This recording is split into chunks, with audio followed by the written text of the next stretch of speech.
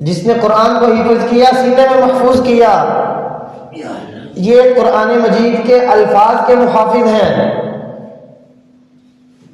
قاری قرآن قرآن مجید کی روح کے محافظ ہیں۔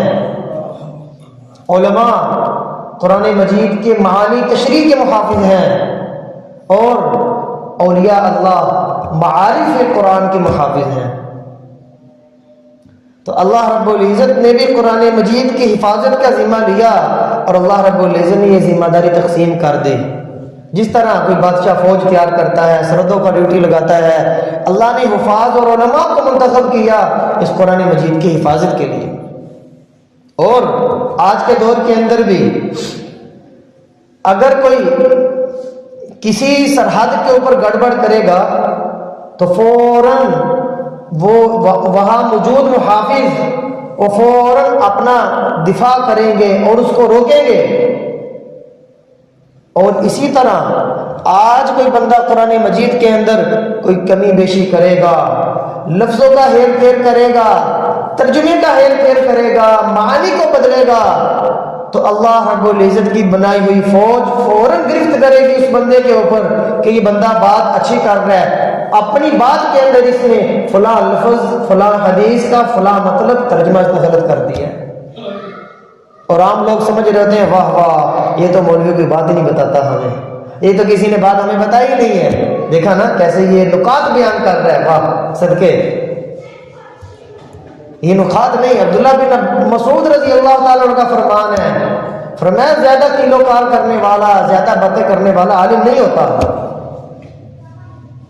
جو طرح طرح کی باتیں کرے گا یہ عالم نہیں ہے۔ عالم تو وہ ہوتا ہے محتاط بولتا ہے، تواضع اس کے اندر آتی ہے، عاجزی اس کے اندر آتی ہے، بولتے ہوئے اللہ کا خوف آتا ہے۔ اس لیے جب کوئی عالم سے مسئلہ پوچھے نا تو وہ ڈر کے بتاتا ہے، سوچ کے بتاتا ہے، کہیں میں نے غلط بتا دیا میرے سر پہ آ جانا اس کا عمل۔ لیکن عام بندہ اتنی اس کے اندر دلیری ہوتی ہے فوراً بول دیتا ہے، پہلے بول دیتا ہے۔ تو اللہ رب العزت کو جواب نہیں دینا۔ جیسے ایک آدمی نے رمضان کے اندر ایک مسئلہ پوچھا تھا، قرآن مجید کو وضو کے بغیر موبائل میں ہاتھ لگانا، تو میں نے کہا کہ قرآن مجید کا ورق کھلا ہوا ہو تو چھونا جائز نہیں ہے، یہ چاہے موبائل کے اندر ہو چاہے موبائل کے باہر ہو۔ ساتھ والے نے کہہ دیا تو وہ قرآن مجید کو بغیر وضو کے ہاتھ لگانا جائز ہے۔ تو میں نے کہا یہ اب باتیں کہاں سے کر رہے ہیں؟ کہتا ہے عرب اس طرح کرتے ہیں۔ میں کہا واہ، ہمارے لیے عرب کب سے معیار بن گئے ہیں؟ ہمارے لیے رسول اللہ کی ذات معیار تھی، عرب کہاں سے بن گئے؟ وہ تو اور بڑے کام کرتے ہیں۔ تو کہنے لگا میں نے تو ان کو دیکھا وہ ایسے کرتے ہیں۔ میں نے کہا نہیں، قرآن مجید کے اندر آتا ہے لا یمسہ الا المطہرون، کہ قرآن مجید کو ہاتھ نہ لگاؤ مگر پاک ہونے کی حالت میں۔ کہتا ہے یہ تو غسل والوں کے بارے میں۔ میں کہا تجھے کس نے بتایا غسل والوں کے بارے میں یہ آیت ہے؟ باوضو قرآن مجید کو چھونا، آپ علیہ السلام کی حدیث ہے صاف صاف کہ اس کو کوئی آدمی ہاتھ نہ لگائے مگر وضو کرنے کے ساتھ۔ اتنی جری کب سے ہو گئے ہم؟ جب سے ہمارے اندر دین کی قدر ختم ہو گئی ہے، یہ جری ہو گئے ہیں ہم ٹھک مسئلہ بیان کر دیتے ہیں، فوراً بات کر دیتے ہیں۔ اس لیے فرمایا آپ صلی اللہ علیہ وسلم نے فرمایا کہ جو آدمی علم حاصل کرے اس لیے تاکہ وہ جاہلوں پر روک جمائے، علماء سے بحث کرے، جنت کی خوشبو نہیں سونگے گا وہ۔ آج یہ ہو رہا ہے، کوئی مسئلہ سنتا باہر سے آ کر آگے کہتا ہے مولوی صاحب تو سن گل دس ہی نہیں کدی فلانے کو نہ سنی ہے گل۔ بھائی سن لیے تو پھر کیا بات ہے؟ ہمارا ایک نظام ہے، ہم ایک فقہ کے مطابق چل رہے ہیں۔ اگر اس نے اس رستے سے ہٹ کر کوئی بات بتا دی، آپ علیہ السلام کی روایت بڑی موجود ہے، تو اگر کوئی بتا دی قیامت تھوڑی آ گئی ہے، آج تو سن گل دس ہی نہیں ہے علی واہ صدقے۔ اپنے مسائل کا پورا پتہ نہیں ہے، دوسری فقہ کے بارے میں جناب معلومات لے رہے ہیں، اس کا نتیجہ کیا نکلتا ہے؟ نہ ادھر کے رہے نہ ادھر کے رہے، اور علیحدہ دین بنا لیتے ہیں، خواہشات کا دین بنا لیتے ہیں، نفس کا دین بنا لیتے ہیں۔ یہ دل کرتا ہے کہ نمازوں کو جمع کر لیں، ہاں جی فلاں جگہ فلاں فقہ کے اندر وہ جمع بھی کر لیتے ہیں تو لہذا جمع کر لیا جائے، شیعہ جمع کر لیتے ہیں لہذا جمع کر لیا جائے۔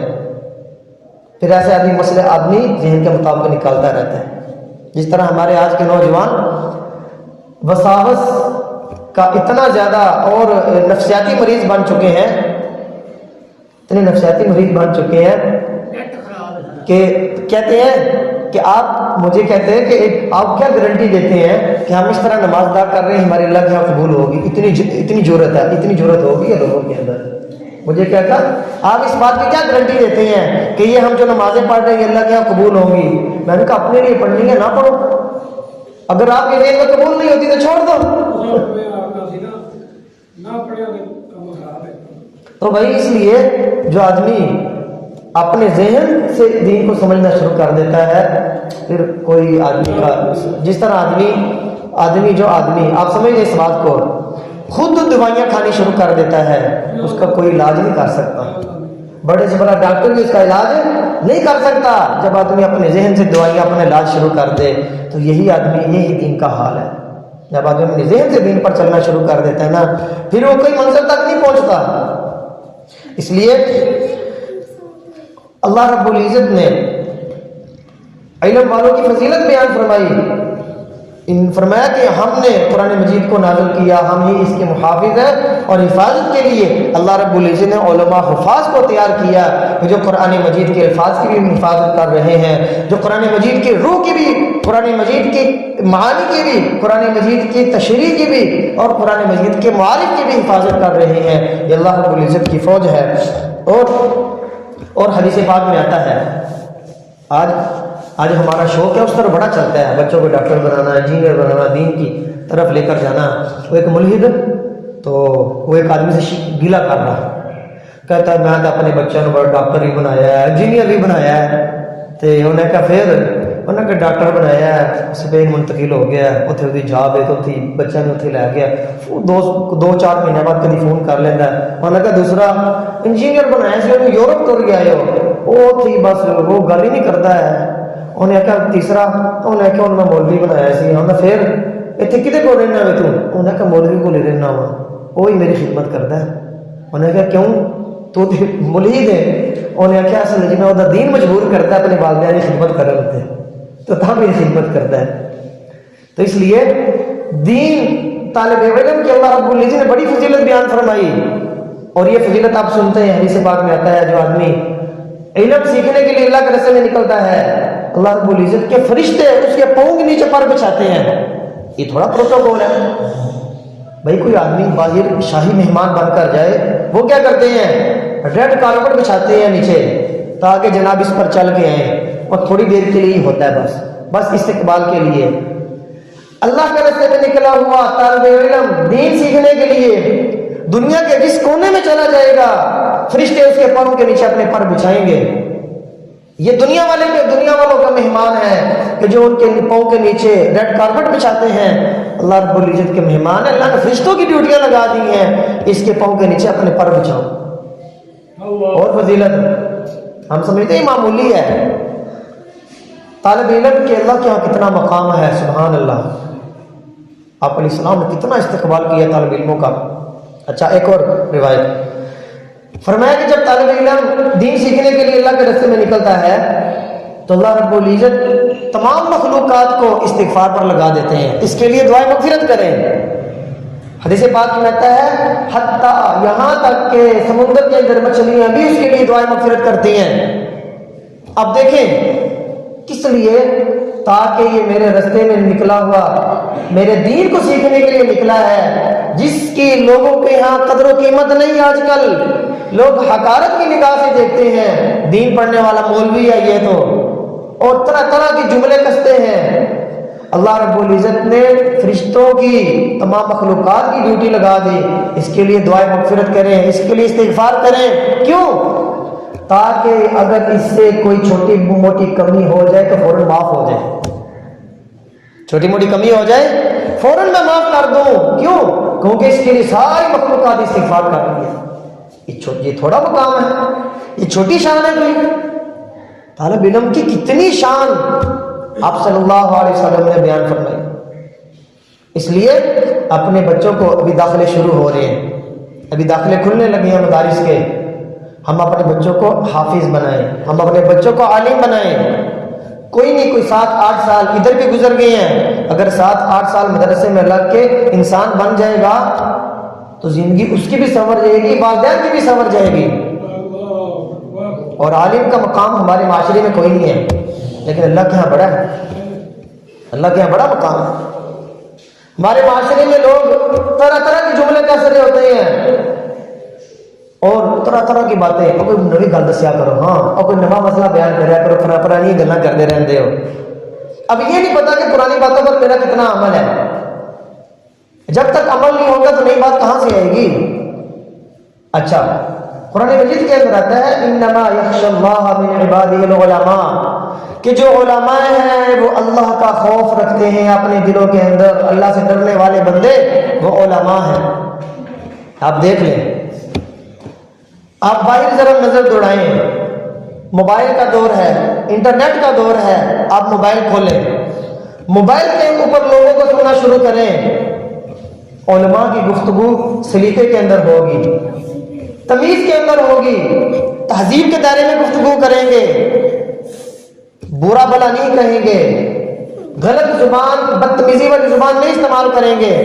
اس کے علاوہ دوسری طرف چلے جائیں، وہ لوگ جو باقاعدہ عالم نہیں، جنہوں نے علم دین نہیں پڑھا، صرف مطالعے کی بنیاد پر وہ اپنے آپ کو عالم کہلانا شروع ہو گئے، صرف مطالعے کی بنیاد پر چند چیزیں حاصل کر لی، تھوڑا علم سیکھ لیا، اپنے ذہن کوئی استاد ان کا نہیں، باقاعدہ مدرسے میں کوئی سند ان کی حدیث کی نہیں، ان کی زبان دیکھ لیں اور دوسرے لوگوں کی زبان دیکھ لیں۔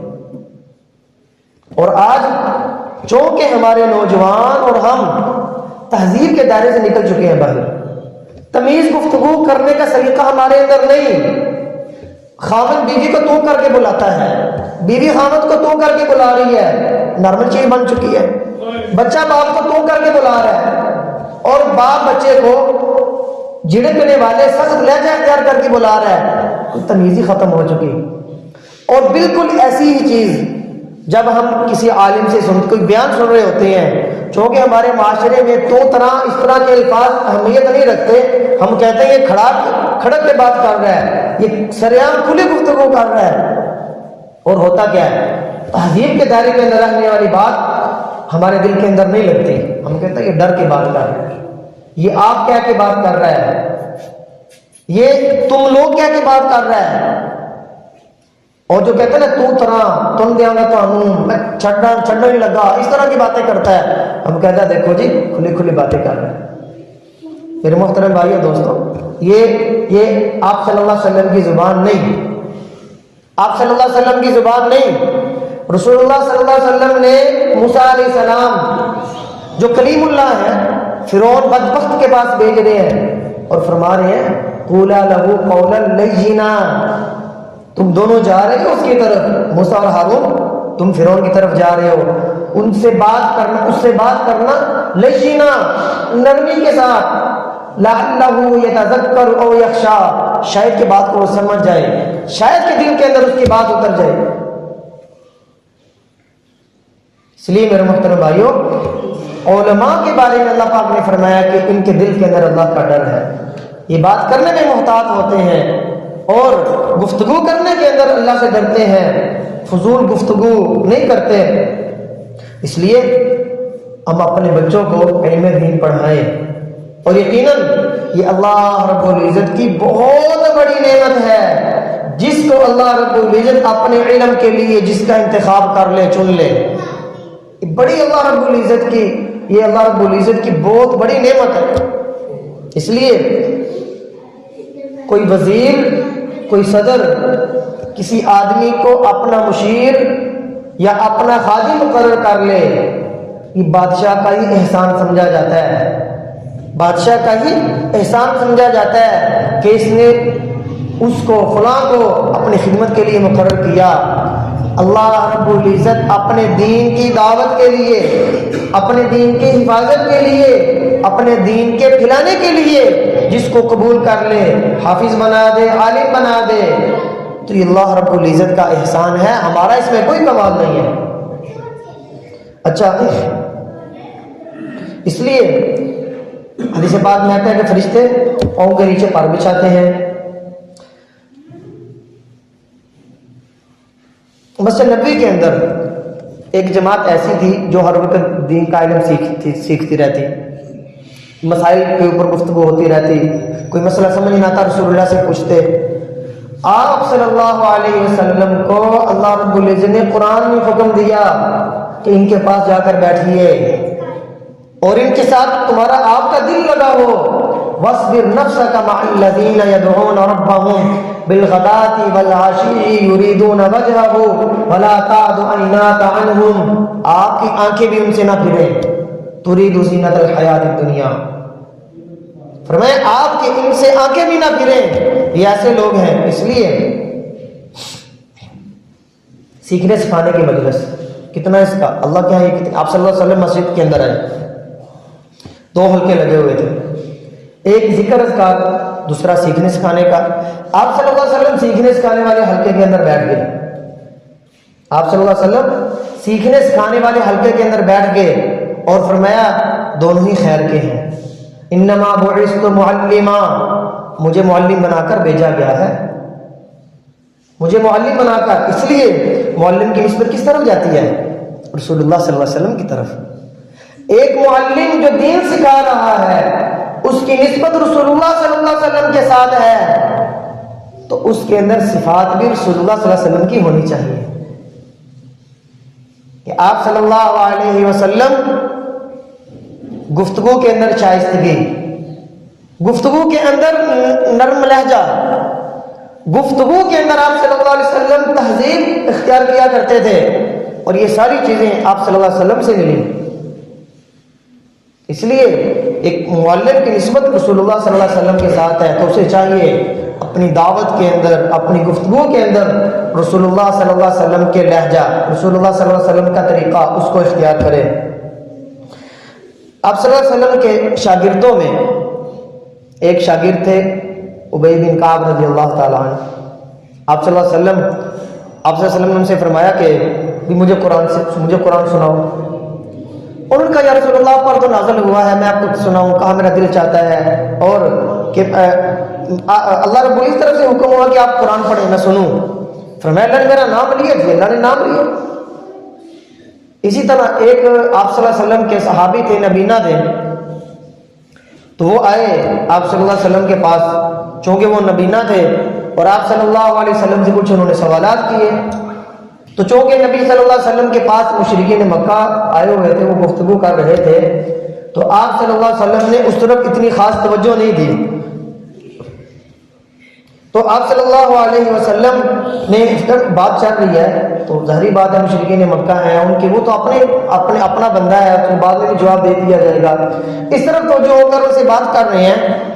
تو تھوڑی دیر گزری, اب وہ آدمی جو نبینا تھے وہ کھڑے تھے, تو آیتیں نازل ہوگی, عبس وتولی ان جاءہ الاعمی وما یدریک لعلہ یزکر او یتذکر فتنفعہ الذکریٰ. تو بھائی طالب علم کی بڑی شان ہے, آپ صلی اللہ علیہ وسلم نے بڑی شان بیان کی ہے. اس لیے ہمیں کم از کم اپنے بچوں کو دین کا علم ضرور سکھانا چاہیے. اور اسی طرح کتابوں کے اندر بڑے واقعات طلباء کے لکھے ہیں, طالب علموں کے. 3 طالب علم تھے جو مسجد نبوی کے اندر علم حاصل کیا کرتے. کافی پرانا واقعہ, عربی حکایت سے ترجمہ بتا رہا ہوں. تینوں کے نام تھے, ایک کا نام مجھے یاد ہے, ایک کا نام تھا طبرانی. تو اس وقت اس دور کے اندر جو پڑھنے کے لیے آتے, دین سیکھنے کے لیے, وہ کھانا پینا اپنا ہی ان کا ہوا کرتا تھا. تو ایک کا نام مقری تھا, تیسرے کا نام پتہ نہیں کیا, وہ دونوں چلے گئے. کہا کہ ان کو بھوک نے ستایا, تنگ کیے, وہ دونوں چلے گئے.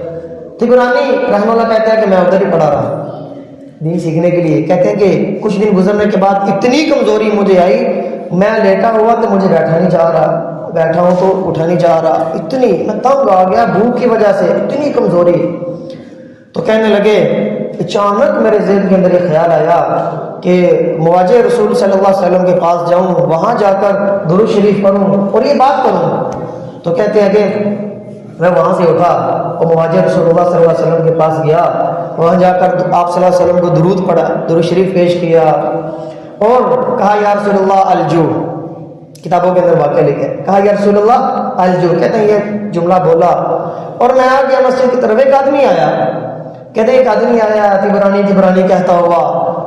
تو میں نے کہا بھائی خیریت تو ہے؟ اس نے کہا کہ یہ طبرانی کس کا نام ہے؟ کہا میرا نام ہے. تو کہنے لگا مجھے رسول اللہ, میں مسجد کے ساتھ ہی میرا گھر ہے. کہنے لگا یہ مسجد ہے, اس کے ساتھ ہی میرا گھر ہے. تو مجھے رسول اللہ صلی اللہ علیہ وسلم کی خواب میں زیارت ہوئی اور اس نے کہا کہ میرا ایک مہمان تھی برانی ادھر مسجد میں، اس کو جا کر کھانا دے. اور جب میں اٹھا تو میری بیوی کھانا پکا رہی تھی، تو میں نے ایسی وہ سالن اٹھایا، روٹیاں اٹھائی اور تیرے پاس آ گیا. تو بھائی یہ ہے آپ صلی اللہ علیہ وسلم آپ طالب علم کا اللہ رب العزت کے ہاں بڑا مقام ہے، بڑا مقام. قرآن پڑھنے والا، قرآن کی حفاظت کرنے والا، دین کا علم دلانے والا، سیکھنے والا. خیرکم من تعلم القرآن وعلمہ، تم میں سے بہترین شخص ہوا ہے جو قرآن سیکھے دوسروں کو سکھائے. اور اس کے اندر سارے علوم آگے، صرف قرآن سیکھنے کی بات نہیں، قرآن کی تشریح حدیث سے ہے. کوئی آدمی حدیث کا کام کر رہا ہے وہ خیرکم من تعلم القرآن وعلمہ کے تحت آتا ہے. کوئی آدمی قرآن اور حدیث سیکھنے کے لیے عربی سکھا رہا ہے، بچوں کو عربی پڑھا رہا ہے، چونکہ یہ ذریعہ ہے قرآن و حدیث کو صحیح سمجھنے کا، سیکھنے کا. اب وہ بھی اسی حدیث کے تحت آتا ہے، خیرکم من تعلم القرآن وعلمہ. اس لیے اس کے فضائل بہت زیادہ ہیں. اور میں نے ساری باتیں شروع میں بیان کر دی، طالب علم کا مقام اور اس کی شان جو احادیث میں آئی. امام عاصم رحمہ اللہ یہ بڑے مشہور قاری ہیں اور ان کی قرات کتابوں کے اندر ابھی بھی موجود ہے. یہ درس دیا کرتے تھے مسجد نبوی کے اندر، بچوں کو قرآن پڑھایا کرتے تھے اور بڑا خوبصورت قرآن پڑھتے تھے. تو ان کے پاس سے بڑی خوشبو آیا کرتی تھی. تو لوگوں نے کہا کہ حضرت آپ کون سی خوشبو لگاتے؟ ایک دن ان کے شاگردوں نے انہیں بہت تنگ کیا، پکڑ لیا، کہا استاد جی بتائیے کون سی خوشبو لگاتے؟ تو فرمانے لگے میں نے کبھی آج تک کسی کو نہیں بتایا، لیکن چونکہ تم مجھے تنگ کر رہے ہو چلو میں آج بتا دیتا ہوں. کہتا ہے کہ میں چونکہ یہ دن رات قرآن پڑھا کرتے تھے، محبت قرآن کے ساتھ ایسی تھی. تو کہتے ہیں کہ مجھے رسول اللہ کی زیارت ہوئی اور آپ علیہ السلام نے کہا کہ عاصم جب تم قرآن پڑھتے ہو مجھے بڑے خوبصورت لگتے ہو، اچھے لگتے ہو. اور آپ علیہ السلام نے میرے ہونٹوں کا بوسہ لیا تو میرے منہ سے خوشبو آنے شروع ہوگی اور یہ مجھ سے خوشبو نکلنا شروع ہوگی. تو بھائی یہ ہے طالب علم کا مقام. اسی طرح ایک اور واقعہ کتابوں کے اندر میں نے پڑھا ملتا ہے. انڈیا کے نا ایک بزرگ تھے ہندوستان کے، جو غریبوں کی بہت دعوت کیا کرتے تھے، بہت ان کو کھانا کھلایا کرتے، ان کی خدمت کیا کرتے. تو اور اللہ کی محبت کے اندر غریبوں کو کھانا، اور اعلان کیا ہوا تھا جس کے پاس کھانا نہیں ہے میرے دسترخوان پہ آ کر کھا لے. ایک دن زیارت ہوئی رسول اللہ صلی اللہ علیہ وسلم کی، تو آپ صلی اللہ علیہ وسلم نے فرمایا کہ تم نے میری کبھی دعوت نہیں کی، تم نے میری کبھی دعوت نہیں کی. تو بڑے پریشان ہوئے، خواب کی تعبیر پوچھنے کے لیے مشائخ علماء کے پاس گئے اور کہا کہ حضرت یہ تعبیر ہے اور یہ میں نے ایسے خواب دیکھی ہے. تو مشائخ نے تعبیر بتائی کہ جناب اللہ کی محبت کے اندر آپ غرباء کی دعوت تو کرتے ہو، لیکن انبیاء کے جو وارث ہیں، العلماء ورثۃ الانبیاء، علم سیکھنے والے، علم سکھانے والے، طالب علم، یہ انبیاء کے وارث ہیں. آپ نے کبھی ان کی خاص دعوت کا پروگرام نہیں کیا؟ کہتے ہیں بالکل نہیں کیا. تو کہا کہ اسی طرف اشارہ ہے کہ جہاں تم اتنے لوگوں کی دعوت کر رہے ہو کبھی میری بھی دعوت کرو. گویا تم علماء اور طلباء کی دعوت کرو، یہ گویا تم نے رسول اللہ صلی اللہ علیہ وسلم کی دعوت کی. اس لیے میرے محترم بھائیوں بڑی شان ہے. سلطان محمود غزنوی، ہاں اسی کے دور کا ایک واقعہ ہے. ایک طالب علم تھا جو مطالعے کا بہت شوق رکھتا تھا. دن کو مدارس کی کتابیں پڑھنا ہوتی، موقع نہ ملتا، اور رات کو دوسری کتابیں دائیں بائیں سے لیتا اور ان کو پڑھنا شروع کرتا. حدیث کی کتابیں سینکڑوں کے حساب سے ہیں، سینکڑوں کے حساب سے. اور یہ جو صحیح ہے نا، میں مطالعہ کر رہا تھا، شیخ خطیب البغدادی البنی نام ہے، انہوں نے حدیثوں کے اندر جو تعارض ہے، جو دو حدیثوں کے اندر تعارض ہے، ان کے اصول بیان کیے ہیں. جو بخاری مسلم کا جو اصول ہے انہوں نے 104 نمبر پہ بیان کیا ہے. بخاری مسلم کا جو صحیحین تعارض ہوگا، صحیحین میں سے حدیث کو لیا جائے گا کتنے نمبر پہ؟ 104 نمبر پہ. اچھا، طالب علم کو بہت شوق تھا مطالعہ کرنے کا. اس نے ایک ہندو سے کہا کہ جناب آپ کی دکان کے اندر بہت زیادہ سامان ہے اور آپ چراغ جلا دیا کرو، میں پیرا بھی دیا کروں گا، مطالعہ بھی کر لیا کروں گا، اور آپ کی دکان کا پیرا بھی ہو جایا کرے گا، سامان کی حفاظت بھی ہو جایا کرے گی. اس نے کہا کہ ٹھیک ہے. اس نے کچھ عرصہ چراغ جلایا لیکن کچھ عرصے کے بعد اس نے حساب لگایا, اس نے کہا کہ خرچہ تو بہت زیادہ بڑھ گیا ہے, پیسے بہت زیادہ بڑھ گئے ہیں, تو لہٰذا اس نے جواب دے دیا, کہا کہ بھئی چوری کا اتنا خطرہ ہے نہیں ہے, تو لہٰذا میرا خرچہ بہت ہو رہا ہے, میں ایسا چراغ نہیں جلاؤں گا. اب یہ طالب علم شوق تھا احادیث سیکھنے کا, پڑھنے کا, مطالعے کا, رونا شروع ہو گئے, اتنا روئے, آپ صلی اللہ علیہ وسلم پر درود پڑھا, دعا کی, نفل پڑھے. وہ کہتے ہیں کہ اسی حالت میں نیند آ گئی, سو گیا میں. رسول اللہ صلی اللہ علیہ وسلم کی زیارت ہوئی اور کہا کہ بادشاہ سے کہو کہ میرے لیے چراغ کا بندوبست کرے. تو وہ کہتے ہیں کہ یا رسول اللہ, بادشاہ کسی کی بات مانتا ہی نہیں ہے, تو میری کیسے مانے گا؟ میں اسے کہوں گا رسول اللہ نے کہا کہ میرے لیے چراغ جلاؤ, تو وہ کہے گا بھائی کیا گارنٹی تو دیتا ہے مجھے, مجھے کیسے یقین کروں اس بات پر؟ تو آپ صلی اللہ علیہ وسلم نے فرمایا کہ جا کر اسے کہو کہ تم روزانہ مجھے درود 5000 درود کا تحفہ بھیجتے تھے, اب وہ تم نہیں بھیج رہے مجھے, چند دن ہو گئے وہ درود مجھ پر نہیں آ رہا, جب یہ کہو گے تو وہ یقین کر لے گا. تو کہتے ہیں کہ یہ طالب علم اٹھا, صبح بادشاہ کے پاس گیا اور بادشاہ کو جا کر یہ کہا کہ جناب رسول اللہ صلی اللہ علیہ وسلم نے فرمایا میرے لیے چراغ کا بندوبست کرو. بادشاہ نے وہی کہا, کیسے میں یقین کروں کہ تو رسول اللہ نے کہا ہے کہ میں کیسی اس بات پر یقین کروں؟ تو اس طالب علم نے کہا کہ رسول اللہ صلی اللہ علیہ وسلم نے یہ بھی فرمایا کہ تم پہلے درود پڑھا کرتے تھے مجھ پر, لیکن آج کل تم درود نہیں پڑھ رہے. بادشاہ کا ایک دم رنگ نا وہ بدل گیا اور آنکھوں سے آنسو آئے. کہا یہ بات میں نے کبھی اپنی بیوی کو بھی نہیں بتائی کہ میں رسول اللہ پر درود بھیجتا ہوں, کبھی میں نے اپنی بیوی کو بھی نہیں بتائی. تو کہا کہ اچھا, پھر اس نے بندوبست کیا. یہ میں بیان کر رہا ہوں طالب علم کی شان, کہ کتنی شان ہے طالب علم کی. اچھا, یہ نیچے والے واقعات ہیں, اوپر والے واقعات احادیث کی صورت میں نے 2 بیان کیے. پہلا کہ جب طالب علم سیکھنے کے لیے نکلتا ہے, اللہ رب العزت کے فرشتے اس کے لیے اور اللہ کی ساری مخلوق اس کے لیے دعائیں مغفرت کرتی ہے. یہ چھوٹا پروٹوکول نہیں, بہت بڑا پروٹوکول ہے, بہت بڑی شان ہے, تاکہ نکلے ہوئے طالب علم سے کوئی غلطی بھی ہو جائے مخلوقات کی استغفار سے ساتھ ہی معاف بھی ہو جائے. دوسری فضیلت, اس کے لیے فرشتے پر بچھاتے ہیں. جہاں بھی دنیا کے اندر وہ چلا جائے گا فرشتے پر بچھائیں گے. دنیا والے ریڈ کارپٹ بچھاتے ہیں, تھوڑی دیر کے لیے استقبال کرتے ہیں بس. اللہ کا استقبال کیا ہے؟ فرشتوں کی ڈیوٹیاں لگا دی اس کے لیے, اس کے قدموں کے نیچے پر بچھائیں. تیسرا اعزاز, من سلک طریقا یطلب العلم سہل اللہ لہ طریقا فی الجنہ, کہ جو آدمی علم سیکھنے کے لیے رستے کو کسی رستے پر چلتا ہے تو اللہ رب العزت جنت کا رستہ اس کے لیے آسان فرما دیتے ہیں. اس لیے اپنے خاندان کے اندر ایک بندے کو ضرور حافظ بنانا چاہیے, اور ایک بندے کو خاندان کے اندر ضرور عالم بنانا چاہیے. حفاظ کے بارے میں 10 تک آتا ہے, آدمی کو جنت کے اندر لے کر جائے گا. اور عالم کے بارے میں 400 تک بھی روایت کے اندر ملتا ہے کہ وہ اپنے خاندان کے 400 افراد کو جنت کے اندر لے کر جائے گا. اس لیے 2-4 باتیں اگر معلوم ہو جائے اس پر خواہ بحث نہیں کرنی چاہیے, آپ صلی اللہ علیہ وسلم کا دین بڑا وسیع ہے. اگر کوئی آدمی کسی عمل کو اختیار کر لیتا ہے, جملے نہیں کسنے چاہیے یہ اس نے کیا شروع کر دیا.